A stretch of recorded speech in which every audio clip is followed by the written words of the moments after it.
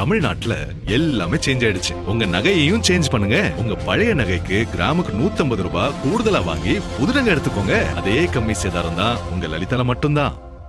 இது சிறப்பான ஒரு கூட்டம். இது பொதுச் செயலாளர் அவர்கள் எங்கள் விழுப்புரம் மாவட்ட நிர்வாகிகள் எல்லாம் அழைத்து அவருடைய கருத்துக்களை எல்லாம் கேட்டாரு. இது ஒரு அருமையான ஒரு நிகழ்வு. இது ஒவ்வொருடைய கருத்துக்களையும் ரொம்ப நேரமா கேட்டாரு. கடந்த தேர்தலினுடைய நடைபெற்ற நிகழ்வுகளையும் வரப்போற உள்ளாட்சி மன்ற தேர்தலுடைய வெற்றிக்கான காரணங்களையும் நம்ம என்ன பண்ணணுன்றதையும் எங்களிடத்திலையும் கேட்டாரு. அவரும் வந்து எங்களுக்கு எல்லா இதுவும் வந்து எல்லா அறிவுரைகளையும் சொன்னார். விழுப்புரம் மாவட்டம் வந்து இப்பதான் மிக எழுச்சியோட இருக்கு. அதுக்கு என்ன காரணம்னா, ஏற்கனவே சி.வி. சண்முகன்ற ஒரு குடும்பத்தால அங்க இருக்கிற கட்சிக்காரர்கள் கைகள்லாம் கட்டப்பட்டு அவர்களெல்லாம் அடிமையாக்கப்பட்டு வைக்கப்பட்டிருந்தார்கள். இப்போ அந்த அடிமை கயிறு அகற்றப்பட்டு கட்சி எழுச்சியாக இன்றைக்கு எல்லா தொண்டர்களும் பாருங்க, இன்னைக்கு எல்லாம் அவங்களே வந்திருக்கிறாங்க. இன்னைக்கு ஆய்வு கூட்டம் நடக்குதுன்னு தெரிஞ்சு இன்றைக்கு ஆயிரக்கணக்கான தொண்டர்கள் வந்து இங்க கலந்துருக்கிறாங்க. எல்லாருமே கட்சி தொண்டர்கள், எல்லாருமே பாத்தீங்கன்னா கட்சி தொண்டர்கள் தான். இதுக்கு முன்னாடி இங்க விழுப்புரம் ஆய்வு கூட்டம் நிறைய நடந்திருக்குது. இவ்வளவு தொண்டர்கள்லாம் வந்தது கிடையாது.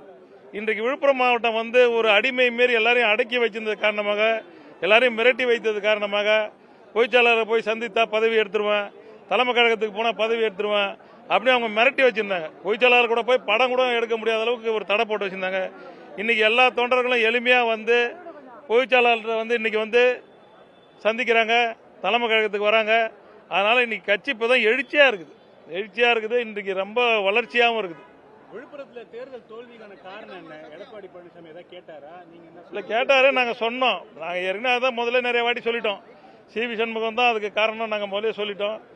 இங்கேயும் நாங்க நிர்வாகி எல்லாருமே சொல்லியிருக்கிறோம். நிறைய திண்டிவனம் தொகுதியில சரியா அவங்க வேலை செய்யல. அவங்க தொகுதியை மட்டும் பாத்துக்கினாங்க. மேலும் தொகுதியை, திண்டிவனம் வானூர் தொகுதியெல்லாம், திண்டிவனம் தொகுதி 700 ஓட்டுல வெற்றி வாய்ப்பு இழக்கிறதுக்கு அவங்க தான் காரணம். திண்டிவனம் வானூர் தொகுதி வெற்றி வாய்ப்பு இழக்கிறதுக்கும் அவங்க தான் காரணம்.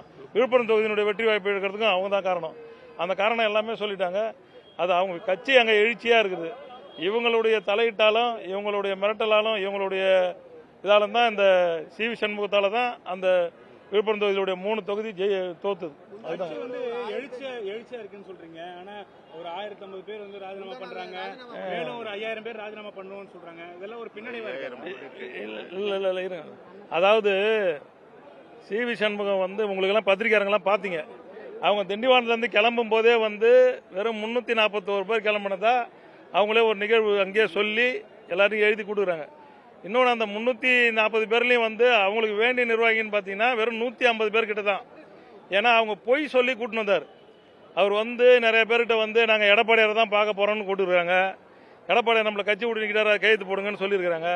இன்னும் சில பேர்கிட்ட போய் நம்ம எடப்பாடியார்ட்ட மன்னிப்பு கடிதம் கொடுக்க போறோம் வாங்கன்னு கொடுக்குறாங்க. இதுமாரி பொய் சொல்லி கூட்டாந்ததால் தான் அந்த எம்ஜிஆர் சமாதி, தலைவர் சமாதிக்கு வரும்போதெல்லாம் அங்கே எந்த கூட்டமே வரல, எல்லாம் இறங்கிட்டாங்க. இதில் இன்னொன்று பார்த்தீங்கன்னா, அவங்க கையெழுத்து போட்டு ராஜினாமா கடிதம் கொடுத்துருக்காங்கல்ல, அந்த ராஜினாமா கடிதத்தில் பார்த்தீங்கன்னா வல்லம் திருண்டியா வடக்கு ஒன்றிய கழக செயலாளர் விநாயகமூர்த்தின்னு ஒரு கையெழுத்து போட்டு கொடுத்துருக்காங்க. வல்லம் ஒன்றிய கழக செயலர் விநாயகமூர்த்தி கடந்த 1 மாத காலமாக அமெரிக்காவில் இருக்கார். அவர் எங்களுக்கு ஆதரவாக இருக்காரு. அவர் அமெரிக்காவில் இருக்கார். அவர் கையெழுத்து போட்டு கொடுத்துறாங்க. செஞ்சியினுடைய பேரூர் கழக செயலாளர் சுந்தரராஜன் இப்ப எங்க கூட்டத்துக்கெல்லாம் வந்திருக்காரு. எங்க கூட தான் இருக்காரு. அவர் பேரை போட்டு அவர் ராஜினாமா செஞ்சுதான் கையெழுத்து போட்டு கொடுத்துறாங்க. இது மாதிரி அதில் நாங்கள் இன்னும் அந்த இதெல்லாம் நாங்கள் பார்க்கல. எங்களுக்கு இன்னும் தகவல் தெரியல. தெரிஞ்ச அளவுக்கு இது மாதிரி பார்த்தீங்கன்னா அதில் நிறைய பொய் கையெழுத்து 1100 பேர்லாம் கிடையவே கிடையாது. அதில் ஒரு 100 பேர் கூட இருக்காது. ஒரு 50 பேருக்குள்ள தான் இருக்கும். பொய்யான கையெழுத்து, பொய் சொல்லி கையெழுத்து வாங்கியிருக்கிறாங்க. ஏற்கனவே ஒரு மாவட்ட செயலராக இருக்கும்போது சில காரணங்களுக்கெல்லாம் கையெழுத்து வாங்குவாங்கல்ல, அதெல்லாம் அதில் இணைச்சிருக்கிறாங்க. நீங்களே பார்த்துருப்பீங்க, அந்த எம்ஜிஆர் சமாதியில் பார்த்தீங்க 100 பேர் கூட இல்லை. ஆனால் அவங்க என்ன பண்ணுறாங்க, பழைய வீடியோஸ்லாம் எடுத்து லிங்க் பண்ணி அவங்க ரீல்ஸ் போட்டுன்னு இருக்கிறாங்க. அவங்க கூட எதையும் அந்த வந்தவங்களும் வந்து விஷயம் தெரியாத வந்துட்டாங்க வண்டியில்.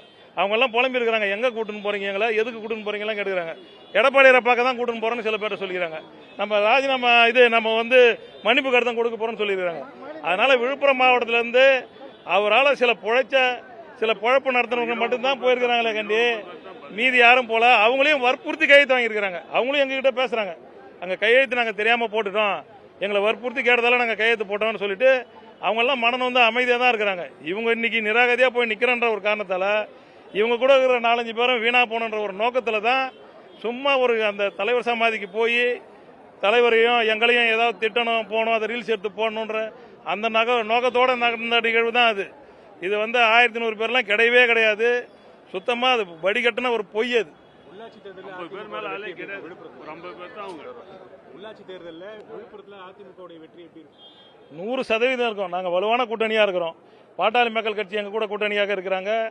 இப்போ பாரதிய ஜனதா கட்சி எங்கள் கூட கூட்டணி இருக்கிறாங்க. இப்போ சி.வி. சண்முகத்தால தான் இல்லைன்னா 100% 6 தொகுதியுமே விழுப்புரம் தேர்தலில் ஜெயிக்க வேண்டிய தொகுதி.